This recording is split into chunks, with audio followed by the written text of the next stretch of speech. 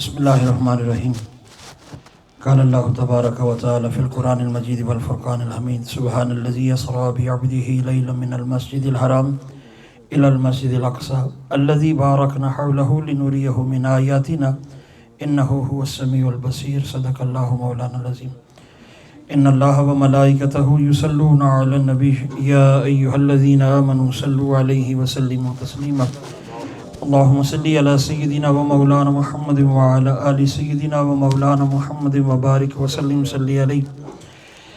احباب عزیز وقار، آپ کافی دیر سے یہاں تشریف فرما ہیں، چونکہ جو وقت 4 بجے سے 7 بجے تک کا تھا، آپ احباب تشریف لائے، اللہ سب کا مقبول و منظور فرمائے۔ معراج کا ٹائٹل تھا، اللہ قبول فرمائے۔ ابھی کافی دن معراج پر باتیں ہوتی رہیں گی۔ اصل میں تو مہمان تشریف فرما تھے، بہتر بھی یہی تھا کہ مہمان گفتگو کرتے، ہم چونکہ یہاں کے مقامی لوگ ہیں اور مقامی لوگ تو بات کرتے ہی رہتے ہیں آپ لوگوں سے۔ معراج کی چونکہ بات ہے، اللہ کریم نے سورہ بنی اسرائیل کے آغاز میں اپنے پیارے رسول صلی اللہ علیہ وآلہ وسلم کے ایک عظیم معجزے کا ذکر فرمایا۔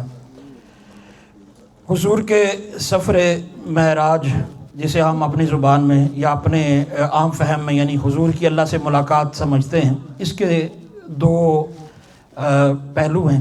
ایک نبی رحمت صلی اللہ علیہ وسلم کا مسجد حرام سے مسجد اقصیٰ میں تشریف لے جانا، اس کو سورہ بنی اسرائیل میں بیان کیا گیا ہے، اور پھر حضور نبی کریم صلی اللہ علیہ وسلم کا مسجد اقصیٰ سے اپنے رب کی ملاقات کے لیے تشریف لے جانا، اس کو اللہ رب العزت نے سورہ النجم میں بیان فرمایا ہے۔ وقت چونکہ میرے پاس کو 7-8 منٹ ہی ہے، تو اس میں آپ کو کیا بیان کیا جا سکتا ہے؟ ہاں جی، چلیں کوئی بات نہیں، لیکن میں اسی پہ بات کرتا ہوں۔ میں نے برکت کے لیے کہہ دیا، بڑی پاک ہے وہ ذات جس نے اپنے بندے کو سیر کرائی مسجد حرام سے مسجد اقصیٰ تک، وہ مسجد اقصیٰ جس کے گرد جو ہے اللہ نے برکتیں رکھی ہیں، تاکہ مقصد کیا ہے؟ تاکہ اللہ دکھائے اس اپنے بندہ خاص کو اپنی نشانیاں، اور وہ اللہ سب کچھ دیکھنے والا اور سب کچھ سننے والا ہے۔ احباب عزیز وقار، نبی رحمت صلی اللہ علیہ وآلہ وسلم کا معراج، حضور کا مسجد حرام میں اور پھر مسجد حرام سے مسجد اقصیٰ اور مسجد اقصیٰ سے پھر اللہ کی ملاقات کا سفر، یہ سارا جسمانی سفر ہے۔ یہ روحانی یا خواب کچھ لوگوں کے ہاں جو اقوال ہیں یہ معتبر نہیں ہے، بلکہ یہ سارے کا سفر سارا جسمانی ہے، اور یہی معجزہ ہے۔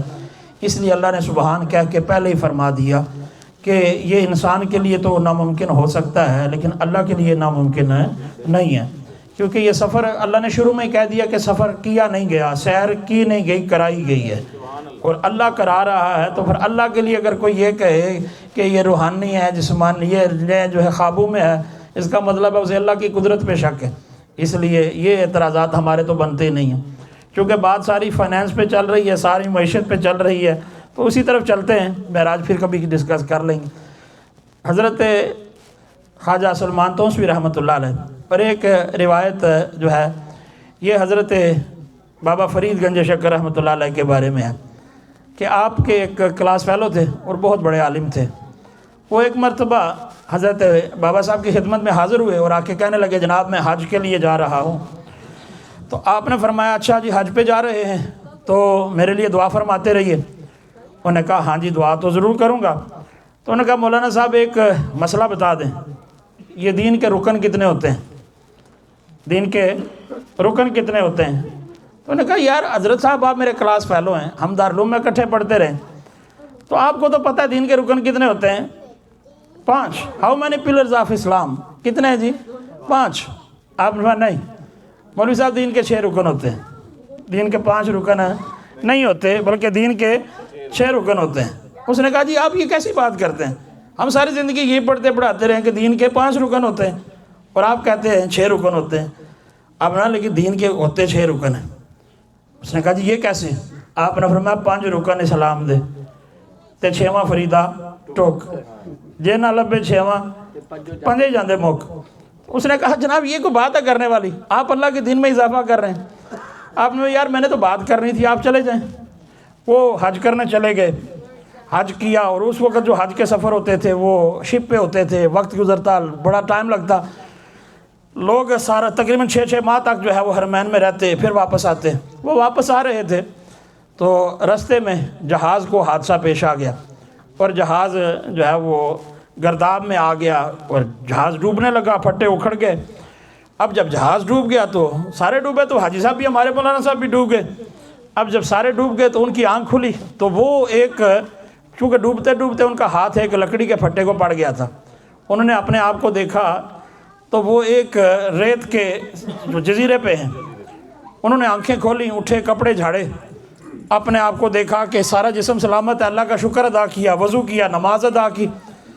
ڈائریکشن کا تو پتہ نہیں ہوتا نا، تو پھر آپ کو پتہ نا، اینما تولوا فثم وجہ اللہ، نماز کی نیت باندھی، اللہ کا شکر ادا کیا، مالک تو نے زندگی بخشی، نماز ادا کر کے، اللہ کا شکر ادا کر کے ادھر ادھر دیکھنے لگے، کھانے کی کوئی چیز نظر نہیں آ رہی، کوئی درخت نہیں، کوئی ایسا جس سے کچھ کھانے کو، کوئی پھل والا درخت نہیں، ہر طرف دھوپ ہی دھوپ ہے، ریت ہی ریت ہے۔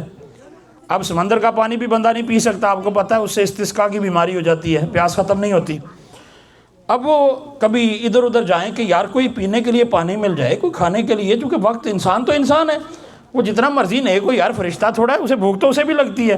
اگرچہ ہماری مساجد کمیٹیاں سمجھتی ہیں، ہمارے علماء ہیں، یہ ملائکہ ہیں، انہیں نہ بھوک لگتی ہے نہ پیاس، نہ ان کے بچے ہوتے ہیں، چونکہ یہ ملائکہ ہیں، لیکن ہوتا حقیقت میں ایسا نہیں، علماء بھی انسان ہوتے ہیں، ان کے بھی بچے ہوتے ہیں، ان کی بھی ضروریات ہوتی ہیں۔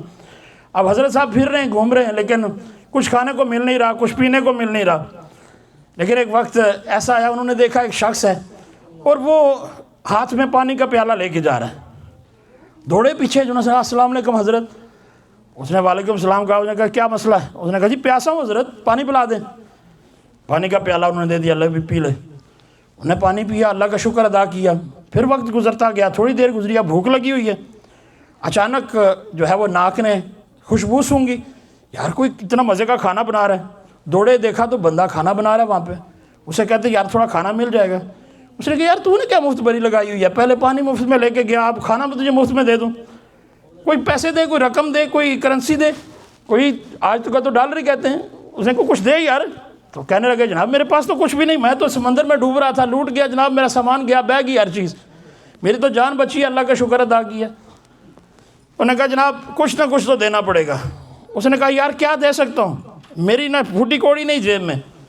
تو اب اس بندے نے جو کھانا بنا رہا تھا، اس نے کہا اچھا حضرت صاحب آپ لگتے کوئی امام ہے، کوئی نیک آدمی لگتے ہیں، نمازیں پڑھی ہوئی ہیں کوئی نہیں؟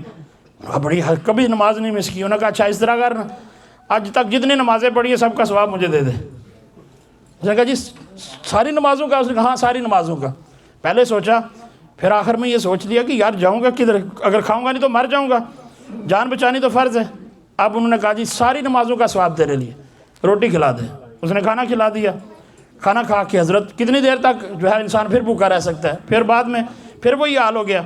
اب پھر اسی کے پاس آئے یار کھانا کھلا دے۔ اس نے کہا جی نمازیں آپ دے بیٹھے ہیں، روزے رہ گئے ہیں۔ انہوں نے کہا جی آپ چاہے روزے بھی لے لے، ساری زندگی کے روزے تو لے لے۔ اس کے بعد اسی طرح ایک ایک کر کے ہر ایک بار کھانے کے لیے آتے اور ساری باتیں دے کے چلے جاتے۔ آخر ایک دن ایسا بھی آ گیا کہ نہ اب دینے کے لیے کوئی عبادت ہے، نہ سخاوت ہے، کوئی چیز نہیں ہے۔ تو اس نے کہا کیا خیال ہے؟ تو کہنے لگے یار میں کیا کروں، میرے پاس تو کوئی شے نہیں رہ گئی۔ اس نے کہا ایک سوال کا جواب دے دو۔ اس نے کہا سوال کون سا ہے؟ اس نے کہا سوال کا جواب یہ بتا دے کہ دین کے رکن کتنے ہوتے ہیں۔ اب بیچارے کی آنکھ میں ایک جھپاکا سا ہوا کہ یار دین کا ایک رکن، انہوں نے کہا دین کے رکن تو 5 ہوتے ہیں۔ اس نے کہا سوال غلط ہے، دین کے رکن 6 ہوتے ہیں۔ اب اللہ نے کیا، قریب سے ایک قافلہ گزرا، ایک جو ہے وہ جا رہا تھے، جہاز جا رہے تھے، انہوں نے روکا، شپ والے آئے، اٹھائے، بندے کو بٹھایا، چلے گئے۔ یہ دوڑتا ہوا بعد میں حضرت خواجہ فرید، حضرت بابا فرید گنج شکر کی بارگاہ میں پہنچا اور آپ کی بارگاہ میں آ کے رونے لگا، نہیں جناب آپ سچ کہتے تھے، اور میرے کریم آقا صلی اللہ علیہ وسلم فرماتا قاد الفقر کفرا، ان قریب فقر کفر ہو جائے گا، لوگ اپنے فقر کی وجہ سے دین چھوڑ دیں گے۔ ہم نے جب سے اپنے آپ کو ڈیوائیڈ کیا ہے نا جی، میں دیندار ہوں آپ دنیا دار ہیں، اس وقت سے ہم نے دین کی روح مار دی ہے۔ کوئی بندہ دیندار نہیں ہوتا اور کوئی دنیا دار نہیں ہوتا، دین بھی آپ کے اندر ہے اور دنیا بھی آپ کے اندر ہے۔ اگر آپ کے اندر سے دین نکل جائے تو دنیا تسی چٹنی، تسی پیچھے کی رہ جانا۔ وہ دین ہے تو میں مسلمان ہوں نا، آپ کے اندر دین ہے تو آپ مسلمان ہیں۔ آپ بھلے مسجد کے مصلی پہ امام نہیں ہیں لیکن آپ دین ہیں تو آپ مسلمان ہیں آپ۔ اس لیے جب سے ہم نے یہ ڈویژن کر دیا ہے کہ وہ دیندار ہے اور میں دنیا دار ہوں، اور دیندار کا مطلب صرف یہ نہیں ہوتا مصلی پڑھنے، اور دیندار کا مطلب وہ ہوتا ہے کہ 24 آور آپ نے ہر وہ کام کرنا ہے جو اللہ نے حکم دیا ہے، اور اس طرح کرنا ہے جس طرح رسول اللہ نے کر کے دکھایا۔ یہ دین ہے۔ یہ یاد رکھیں گے، کسی مولوی کے ذمہ لازم نہیں ہے کہ وہ نماز پڑھے۔ یہاں اکثر ہوتا ہے ہماری محفل میں بیٹھے ہوئے ہیں سارے، کھانا چل رہا ہے، باتیں چل رہی ہیں، نماز کا وقت ہوا، جنہیں جنہیں نماز پڑھنی ہے وہ آ جائے۔ بھئی یار کیا اس کا مطلب ہے مولوی مسلمان ہے باقی کوئی نہیں؟ وہ بھائی سارے مسلمان ہیں، سب کو نماز پڑھنی ہے۔ اس لیے یہ ڈویژن کہ یہ امام ہے یہ بزنس نہیں کر سکتا، ہماری ڈیوٹی کیا کہ اب عالم کے پاس بھی مولویوں کو بھی چنگیاں گڈی ہوتی ہیں۔ اور بھائی کیوں؟ براق پہ تمہیں اڑ کے دکھائیں پھر پتہ چلے گا کہ مولویوں کے پاس بھی کچھ ہوتا ہے۔ اس لیے یہ ڈویژن ختم کرنے کی ضرورت ہے۔ ہر مسلمان جو مسلمان ہے اس کے اندر ہی دین ہے، اس کے اندر ہی دنیا، لہٰذا اسے چاہیے اس کا دین بھی اعلیٰ ہو، اس کی دنیا بھی اعلیٰ ہو۔ رسول اللہ نے اور قرآن نے جو دعا سکھائی، سب سے پہلے دنیا مانگی گئی، ربنا آتنا فی الدنیا حسنہ، اللہ میری دنیا اچھی کر دے، کیونکہ یہ دنیا مزرعہ الآخرہ ہے۔ یہ دنیا اچھی ہوگی تو اچھی آخرت تیار کر کے نکلوں گا۔ زمین اچھی ہوگی تو فصل اچھی ہوگی نا جناب، اگر زمین اچھی نہیں تو فصل اچھی کہاں سے ہوگی؟ اس لیے دنیا اچھی ہوگی تو اس دنیا سے آخرت تیار کر کے نکلیں گے۔ یاد رکھیں قبر خالی ہے، کوئی سانپ کوئی بچھو کوئی نہیں ہے وہاں پر، یہ سارے ہم یہاں سے لے کے جاتے ہیں، یہ ہمارے سارے کرتوت وہاں پر بناتے ہیں، ہمارے کرتوتوں کی وجہ سے وہاں سانپ بنتے ہیں، ہمارے کردار کی وجہ سے وہاں پر بچھو بنتے ہیں، ورنہ وہاں کچھ نہیں ہے۔ یہ سب کچھ ہمارے اپنے اندر یہ ہمارے اعمال کی وجہ سے ہے۔ اس لیے اپنے دین کو بھی اپنی دنیا میں بھی بیلنس رکھے، اور مسلمان ہوتا ہی وہ ہے جو دین اور دنیا میں بیلنس رکھتا ہے۔ حضرت غوث پاک کی بات چلی تو حضرت غوث پاک اتنے بڑے بزنس مین تھے کہ آپ کے شپ چلتے تھے اپنے اس کے کپڑے کے، آپ ایک کلاتھ مرچنٹ تھے، آپ کا بزنس تھا اور کپڑے کا بزنس تھا۔ آپ مدرسے میں 13 پیریڈ پڑھاتے تھے ایک دن میں، 13 پیریڈ پڑھانے ایک استاد نے، اور ساتھ میں وہ کیا ہے بزنس مین بھی ہے۔ کتنی بار ایسا ہوا؟ ایک بار تو بڑا مشہور ہے، آپ پڑھا رہے تھے، کسی نے آ کے بتایا جناب آپ کا جہاز ڈوب گیا، آپ خاموش ہو گئے، فرمایا الحمدللہ۔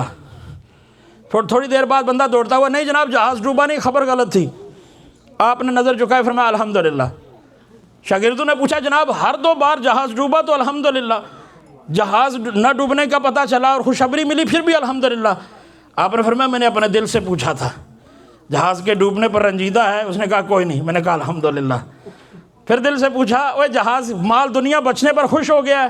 اس نے کہا کوئی نہیں، میں اپنے رب کی رضا پہ راضی ہوں، ڈوبے میں تب بھی راضی ہوں، بچ جائے میں پھر بھی راضی ہوں، کیونکہ میرا دین خدا کی رضا ہے، میں عبد تب ہوں جب میں اپنے خدا کی رضا پہ راضی ہوں۔ آپ فرماتے ہیں دین یہ ہے، اسلام یہ ہے کہ کشتی پانی میں رہے، پانی کشتی میں نہ جائے، انسان دنیا میں رہے، دنیا انسان کے اندر نہ آ جائے۔ معاملات اس وقت خراب ہوتے ہیں جب ہم دنیا کو اپنے اوپر سوار کر لیتے ہیں۔ ابھی شیخ جمیل سکھیرا صاحب کہہ رہے تھے نا کہ ہم اللہ کے لیے 1 گھنٹہ نہیں نکال سکتے 24 آورز میں، اور جابس ہماری 12 14 گھنٹے کی ہیں، ان کے لیے ہم وقت نکالتے ہیں۔ حالانکہ ہمارے استاد ہی ہمیں فرماتے ہوتے ہیں کہ رزق کا اور ذکر کا ایک سکیل ہے، آپ ذکر بڑھاتے رہیں ساتھ رزق بڑھتا رہے گا، آپ ذکر کم کر دیں رزق کم ہوتا جائے گا۔ کیوں؟ اللہ نے قرآن میں فرمایا تھا فمن اعرض عن ذکری فإن لہ معیشۃ ضنکا، جو بندہ میرا ذکر کرنا چھوڑ دیتا ہے، اور ذکر سے مراد نماز بھی ہے، قرآن بھی ہے اور اللہ کی ذرت بھی ہے، یہ سارے ذکر ہیں۔ اس لیے اللہ نے فرمایا جو شخص میرے ذکر سے اعراض کرتا ہے، ہم بعد میں جو آخر میں کریں گے دنیا میں یہ سزا دیتے ہیں کہ اس کی دنیا بھی تنگ کر کے رکھ دیتے ہیں۔ اس لیے بیلنس کرنے کی ضرورت ہے۔ جناب آپ بھی دیندار ہیں، یہ نہیں ہے کہ آپ اگر جو ہے آپ نے داڑھی نہیں رکھی ہوئی تو آپ بے دین ہو گئے یا دنیا دار ہو گئے، نہیں جناب، اس دین کو اپنے اوپر غالب کیجئے۔ وہ شمع جو آپ کے سینے میں جل رہی ہے جس کا نام لا الہ الا اللہ محمد الرسول اللہ، اسے اپنے اعمال پہ غالب کیجئے، اپنا دین اپنی دنیا پہ غالب کیجئے، اللہ دنیا بھی اچھی فرما دے گا، دین بھی اچھا فرما دے گا۔ جزاکم اللہ۔